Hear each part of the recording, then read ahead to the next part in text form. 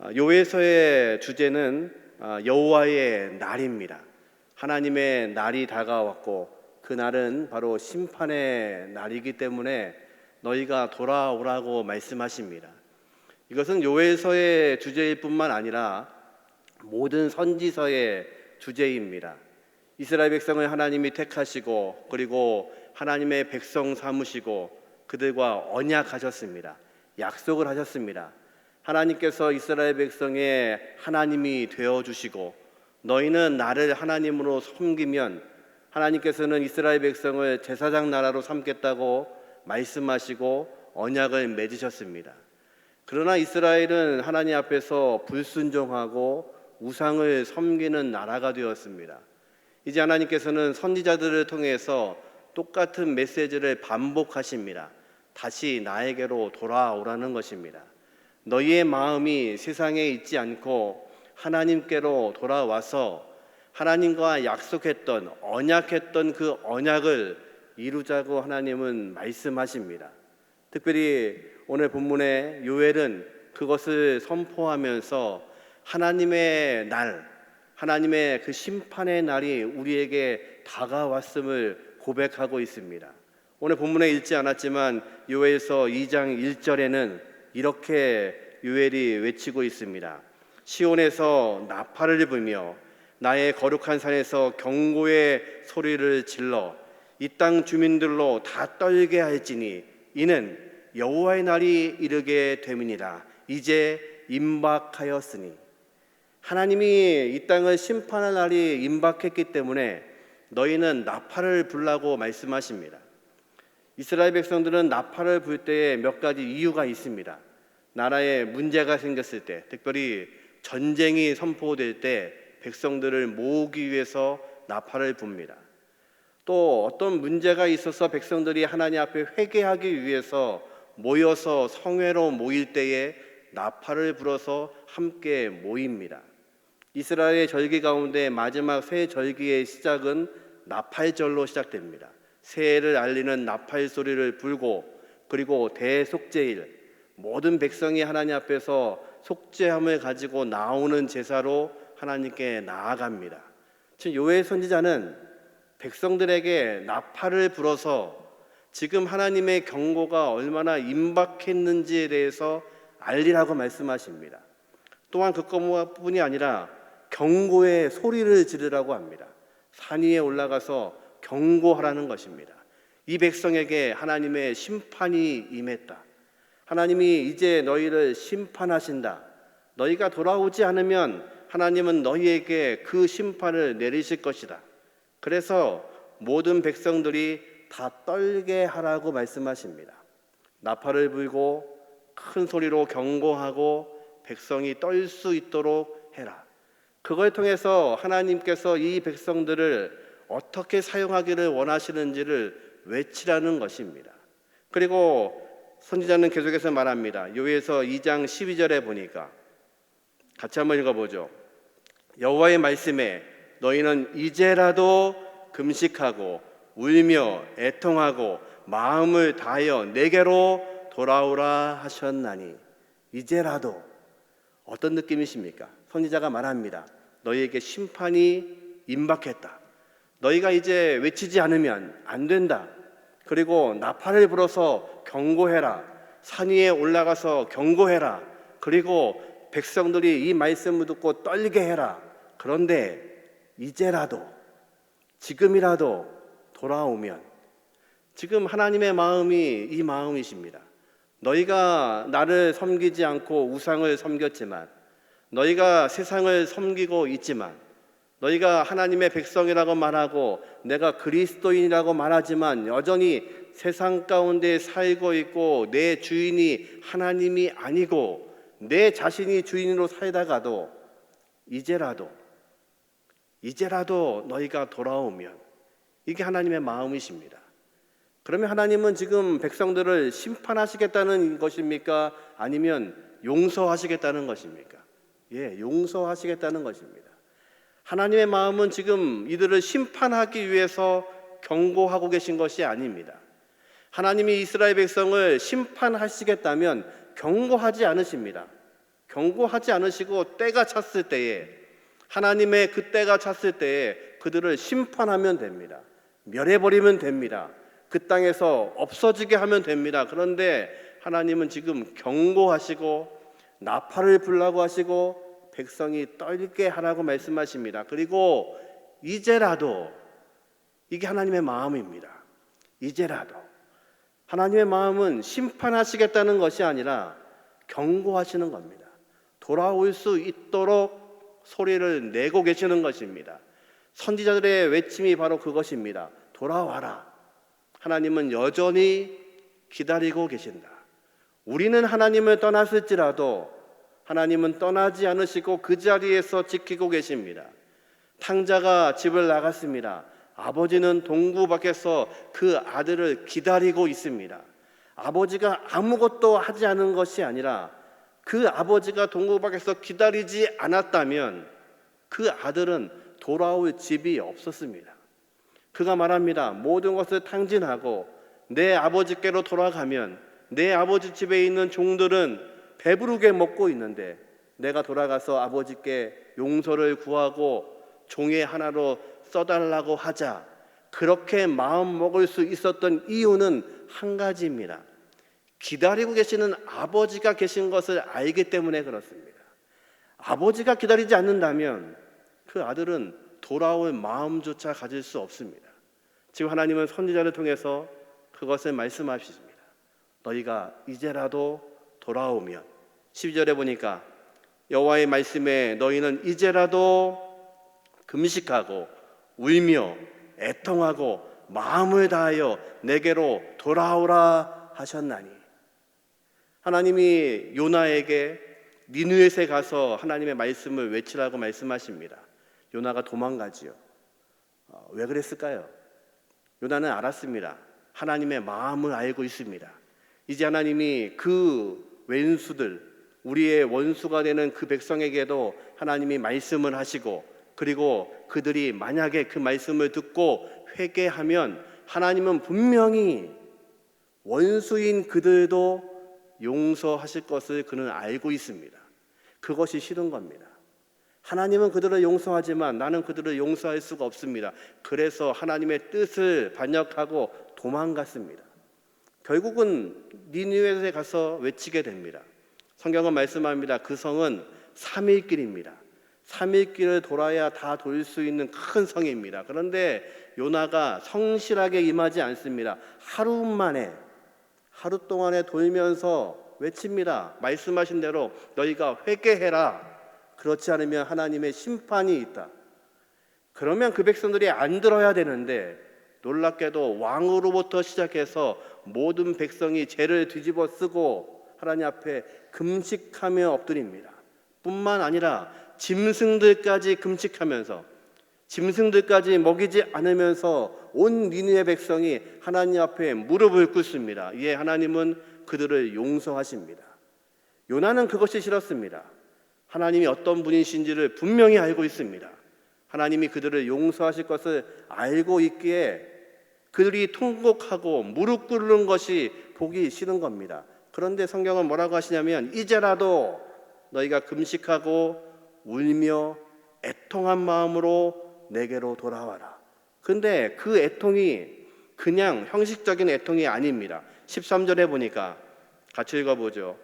너희는 옷을 찢지 말고 마음을 찢고 너희 하나님 여호와께로 돌아올지어다.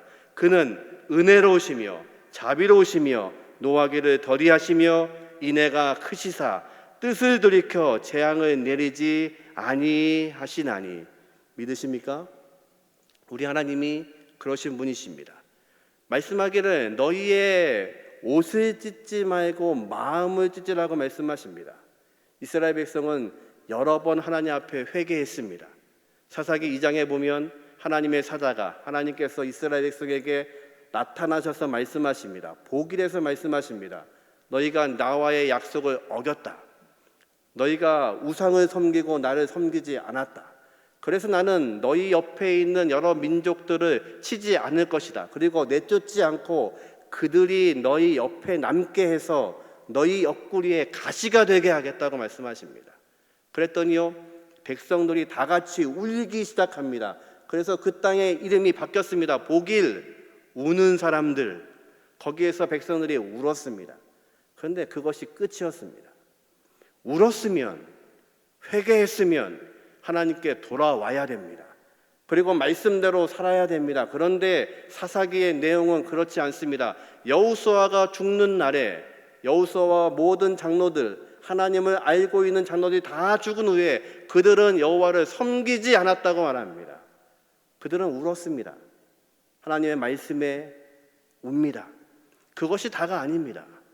때로 우리는 기도회의 장소에 나와서 하나님이 은혜 주셔서 기도하다가 울면 은혜 받았다고 생각합니다. 물론 은혜를 주셨기에 눈물이 있습니다. 그런데 눈물이 흘리는 것이 중요한 것이 아니라 하나님은 우리의 옷을 찢는 것이 아니라 우리의 마음을 찢으라고 말씀하십니다.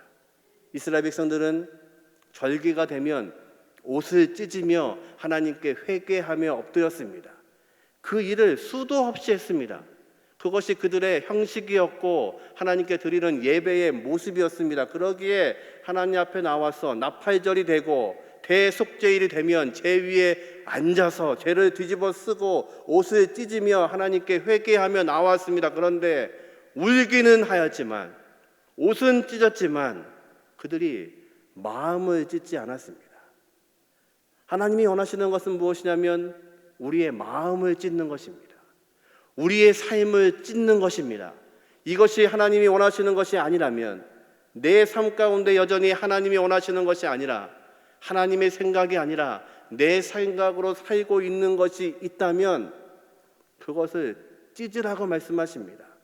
그것이 필요 없기에 이제 그것을 찢고 내 삶을 찢고 내 마음을 찢고 하나님께 엎드리기를 원하십니다. 그런데 우리는 신앙생활을 하면서 말씀은 들으면서 여전히 옷은 찢는데, 말씀은 듣고 있는데 내 마음은 찢지 않습니다. 진정한 회개를 하지 않습니다. 하나님의 말씀대로 살려고 하지 않습니다. 그러면 하나님은 말씀하시는 겁니다. 이제라도 돌아와라. 이스라엘 백성은 하나님 앞에서 하나님께 번제를 쉬지 않았습니다. 한 번도 성전의 제사에 빠진 적이 없습니다. 그 성전에서는 매일같이 상번제와 하번제가 하나님께 드려지는 공간이었습니다. 한 번도 그들은 하나님 앞에 예배하지 않은 순간이 없었습니다. 그런데 문제는 그들의 마음을 찢지는 않았습니다. 고로새서는 말씀합니다. 우리는 우리 삶의 육신의 할례가 중요한 것이 아니라 그리스도의 할례를 받으라고 말씀합니다. 그리스도의 할례가 무엇입니까? 예수님께서 이 땅에 오신 이유가, 십자가를 지신 이유가 바로 그것입니다. 우리가 우리 스스로를 찢을 수가 없기 때문에, 우리가 죄인임에도 불구하고 하나님 앞에 나갈 수가 없기 때문에, 우리가 죄인이어서 우리 스스로 번제로 하나님께 드려야 함에도 불구하고 우리가 그렇게 살지 못하기 때문에 하나님은 자기의 아들을 찢으셨습니다. 자신의 아들을 짐승처럼 찢어서 십자가에 내걸어 주셨습니다. 그것으로 저와 여러분을 구원하셨습니다. 그것이 하나님의 사랑입니다. 그것이 하나님의 약속입니다. 지금 이스라엘 백성에게 돌아오라고 하시는 말씀은, 너희가 돌아오지 않으면 하나님의 징계가 있겠다고 말씀하시는 이 말씀은 경고하시기 위함입니다. 그들을 멸망시키기 위함이 아니라 돌아오기를 원하시는 것입니다. 하나님은 저와 여러분을 사랑하셔서 자신의 아들을 찢으셨습니다. 그것이 우리가 묵상해야 될 사순절의 의미입니다. 이 기간은 하나님이 왜 나를 위해서 자기 아들을 주셨는지, 그러면 우리는 무엇을 내려놓아야 되는지, 하나님께서는 자기 아들을 죽이시기까지 나를 사랑하셨다면 그 이해할 수 없는 그 사랑 가운데 우리는 어떻게 살아야 되는지에 대해서 우리는 고민해야 되는 시간입니다. 그래서 이 밤에도 우리는 그것을 위해 기도해야 됩니다. 하나님께서 우리에게 주신 그 언약의 말씀, 그 약속의 말씀을 오늘도 붙잡고 사는 것입니다. 그 말씀대로 순종하는 것입니다.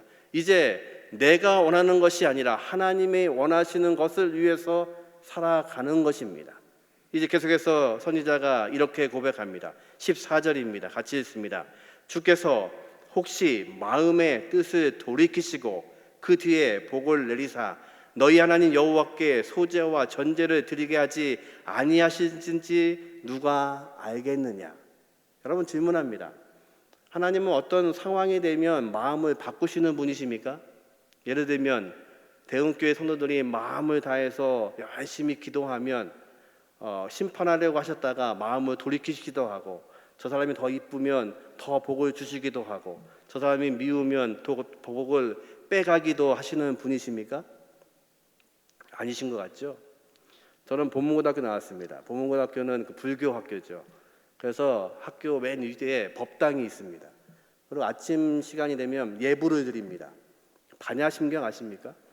반야심경을 3년 동안 반복해서 들으면 어떤 일이 벌어지냐면 반야심경을 외우게 됩니다.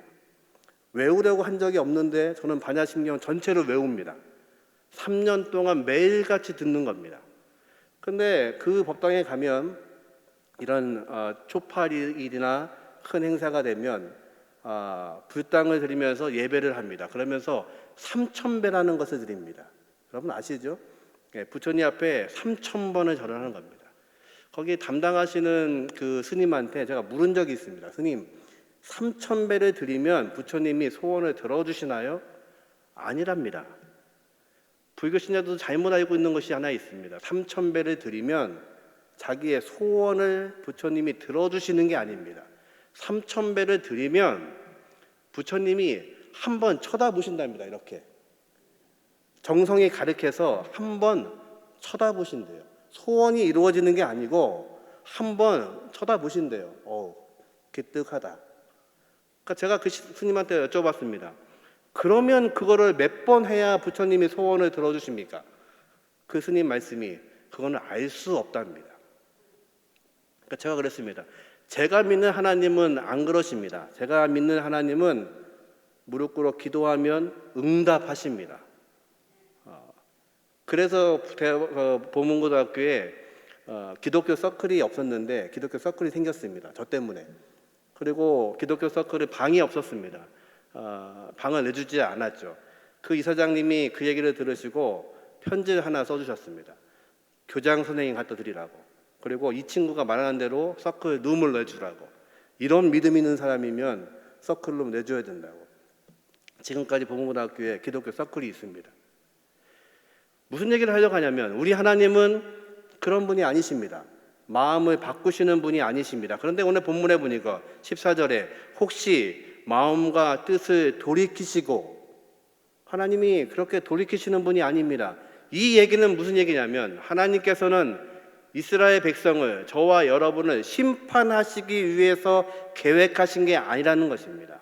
하나님의 계획에는 심판이 없었습니다. 여전히 우리를 사랑하시는 겁니다.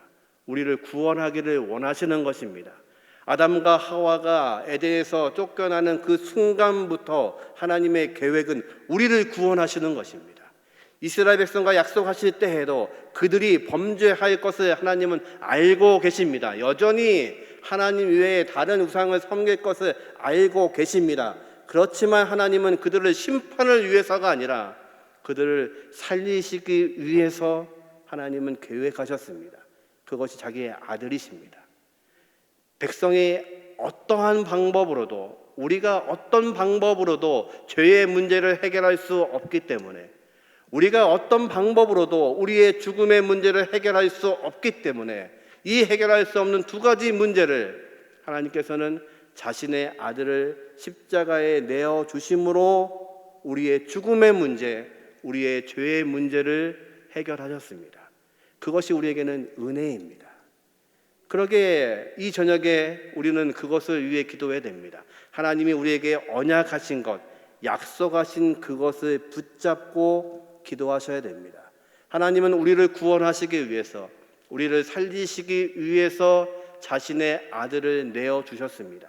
그것을 우리는 묵상하는 것입니다. 그것이 은혜입니다. 그러기에 이 밤에 우리가 기도할 때 하나님께서 우리에게 허락하신 그 언약, 약속하신 그 언약을 붙잡고 기도하시는 저와 여러분이 되시기를 주님의 이름으로 축원합니다. 이제 선지자는 15절에 이렇게 다시 고백합니다. 15절 같이 읽죠. 너희는 시온에서 나팔을 불어 거룩한 금시기를 정하고 성회를 소집하라.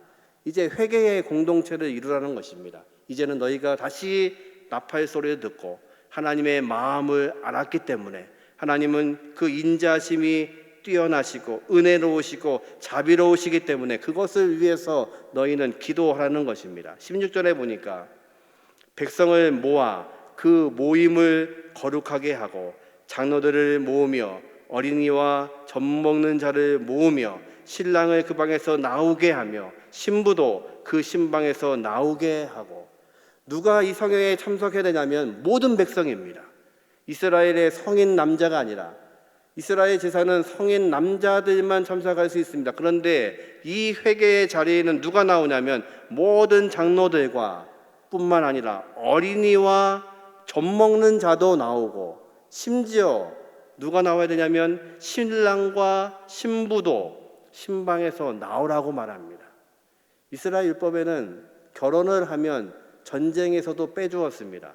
왜냐하면 결혼한 사람은 신랑과 신부가 그 사랑을 나누고 함께 기쁨을 나누게 할 수 있는 시간을 율법적으로 그들에게 허락했습니다. 그래서 전쟁에도 소집하지 않았습니다. 그런데 회개의 장소에는 누가 나와야 되냐면 모든 장로들과 뿐만 아니라 어린아이와 젖 먹는 자들, 심지어 결혼한 신방에 있는 신랑과 신부도 다 나와서 함께 무릎 꿇어야 된다는 것입니다. 저와 여러분이 무릎 꿇어야 될 이유가 그것입니다.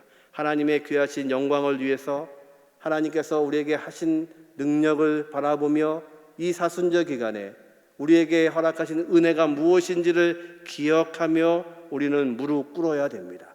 이제 기도의 제목이 나옵니다. 17절 같이 읽습니다. 여호와를 섬기는 제사장들도 낭실과 제단 사이에서 울며 이르기를 여호와여 주의 백성을 불쌍히 여기소서. 주의 기업을 욕되게 하여 나라들로 그들을 관찰하지 못하게 하옵소서. 어찌하여 이방인들로 그들의 하나님이 어디 있느냐 말하게 하겠나이까 할지어다. 기도의 제목이 나옵니다. 첫 번째는 제사장들은 낭실과 제단 사이에서 울며, 왜 거기서 울어야 되냐면 솔로몬 시대에 이 성전 안에 낭실과 제단 사이에 온갖 우상들을 갖다 놓았습니다. 솔로몬이 결혼하는 모든 여자들이 가지고 온 그 우상들이 어디에 모셔져 있냐면 하나님의 거룩한 제단에 낭실과 제단 사이에 우상들이 거기에 모여 있었습니다. 그래서 솔로몬 시대에는 이 성전이 당시의 근동 사회에 있는 모든 우상들의 집합소였습니다. 거기에 없는 우상이 없는 곳이었습니다. 그래서 하나님은 말씀하십니다. 제사장들은 어디에서 울어야 되냐면 너희가 그곳에 두면 안 되는 우상들을 두었던 그 장소, 하나님의 말씀만이 있어야 되는 그 장소에, 너희가 우상을 숭배하고 있었던 그 장소에서 가슴을 치며 울라는 것입니다. 목회자들에게 하시는 말씀입니다. 하나님의 성전 안에 있어야 될 말씀 외에 세상의 여러 가지 것들을 가지고 들어와서 그것들이 세상의 말씀인 것처럼, 하나님의 말씀인 것처럼 말하고 있는 목회자들에게 말씀하시는 겁니다. 너희 제사장들은 하나님을 섬기게 해야 될 직분이 있음에도 불구하고 하나님의 성전 안에 낭실과 제단 사이에 그 많은 우상들을 두었음에도 불구하고 그것을 가증하게 여기지 않았던 너희들은 거기에서 먼저 울어야 된다는 것입니다. 또 어떤 것을 기도하십니까? 후반절에 보니까 여호와여 주의 백성을 불쌍히 여기소서. 우리의 기도의 제목이 바로 이것이어야 됩니다. 하나님, 우리를 좀 불쌍히 여겨주십시오. 이 나라와 민족을 불쌍히 여겨주십시오. 남북으로 갈라져 있는 것도 안타까운데 동서로 나눠져 있고, 이제는 말씀을 나누는 교회들도 나누어져 있고, 이것을 누가 회복시킬 수도 있으십니까? 하나님 외에는 회복시키실 분이 없습니다. 그래서 우리는 이 사순절 기간에 목 놓아 울어야 됩니다. 하나님, 우리를 불쌍히 여겨 주십시오. 하나님, 우리의 힘으로는 가능하지 않습니다.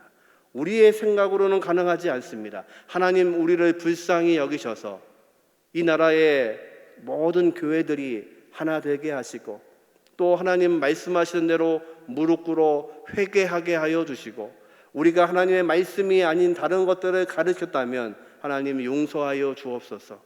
우리가 하나님을 섬기지 않고 세상을 여전히 섬기고 있음에도 불구하고 알지 못했다면 하나님 우리를 긍휼히 여기시고 불쌍히 여겨 주옵소서. 또 하나의 기도의 제목은 그것입니다. 주의 기업을 욕되게 하여, 하나님의 나라를 욕되게 하는 모든 것들, 세상으로부터 욕먹고 있는 것들, 그래서 이방인들이 뭐라고 하냐면 하나님이 어디 있느냐 말하게 하고 있는 이 세상 가운데서 하나님의 영광을 위해서 우리는 기도해야 된다고 말씀하십니다. 세 가지를 말씀하십니다. 하나님의 말씀, 하나님의 언약을 기억하며 우리는 기도하고, 두 번째로 우리를 불쌍히 여겨달라고 하나님의 긍휼을 위해서 우리는 기도해야 됩니다. 마지막으로 우리는 하나님의 영광, 하나님의 이름이 더럽혀지는 이 시대에 우리는 무릎 꿇어 하나님의 영광을 위해서 기도해야 됩니다. 하나님이 저와 여러분을 구원하신 이유는 한 가지입니다. 우리를 통해서 하나님의 백성 그리고 하나님의 나라를 이루기를 원하시는 것입니다. 고린도후서 5장 17절을 다 암송하시죠. 암송하시지 못하는 분을 위해서 띄워드리겠습니다. 같이 한번 읽어보죠. 그런즉 누구든지 그리스도 안에 있으면 새로운 피조물이라. 이전 것은 지나갔으니 보라 새 것이 되었도다. 믿으십니까? 예, 저와 여러분을 구원하셔서 이제는 새로운 피조물로 만드셨습니다. 그런데 17절보다 더 중요한 말씀이 18절입니다. 18절 같이 있습니다.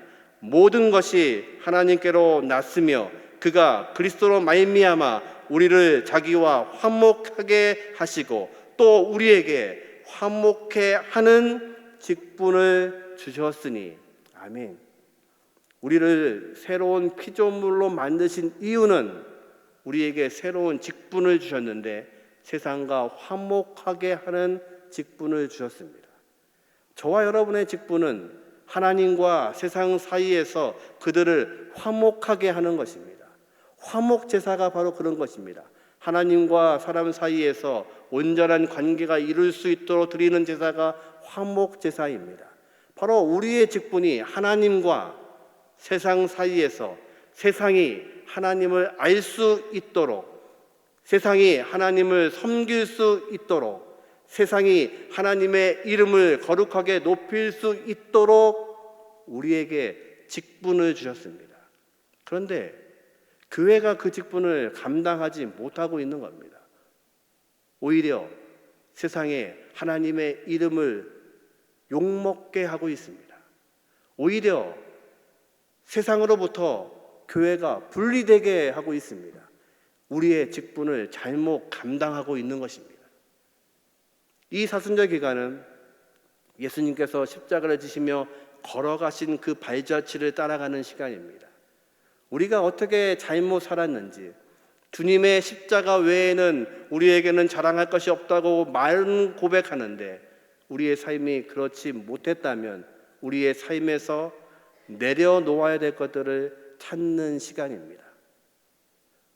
독일에는 오래된 교회가 하나 있습니다. 1884년에 지어진 화목교회입니다.